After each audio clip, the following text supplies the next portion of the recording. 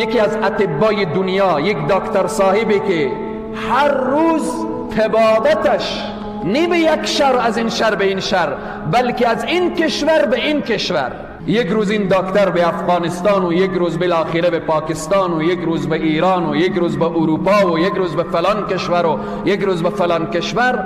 این طبیب در حرکت هست، در مسیر راه داخل طیاره هست و بعداً هوا چنان ابر و بارانی و هوا چنان در رعد و برق قرار میگیره که در مسیر راه مثال بیان میکنم، مثلا مسیر طیاره از هرات کابل هست، هوا چنان به رعد و برق قرار میگیره که در مسیر راه در قندهار مثلا نشست میکنه، در میدان هوایی شندن نشست میکنه، در یکی از این میدان هایی که در مسیر راه هست. بعد طیاره می نشینه، میگن چنان آب و هوا خراب هست، وضعیت هوا خراب هست که تا 4 ساعت دیگر طیاره پرواز نمیکنه. بعد دکتر پرسان میکنه که من به فلان شهر میروم، چند ساعت راه به موتر هست؟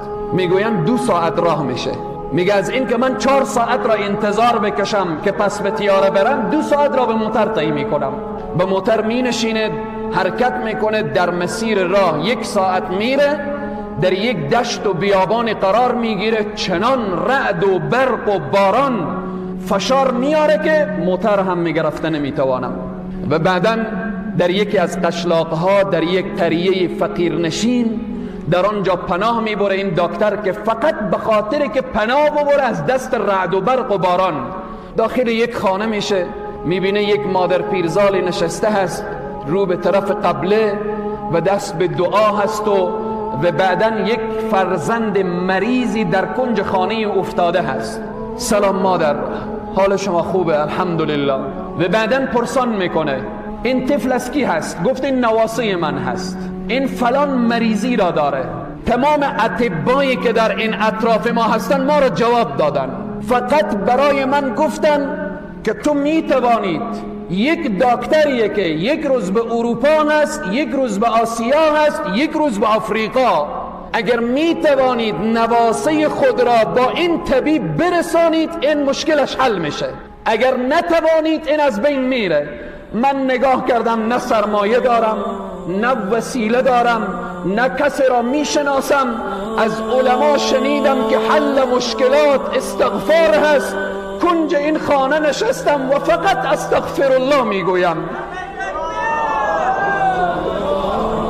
طبیب به گریه می شود که مادر استغفار را بس کن که زمین و آسمان و رعد و برق همه به فریاد آمدن.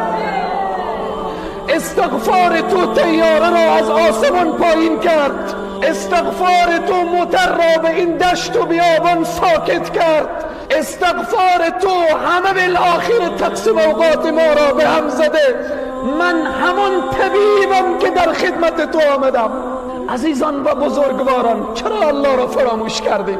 چرا به دروازه الله در نمیزنیم؟ اگر داخل محبسی برادر مسلمان استغفار بکن، والله قسم دروازه های محبس بروی تو باز میشه.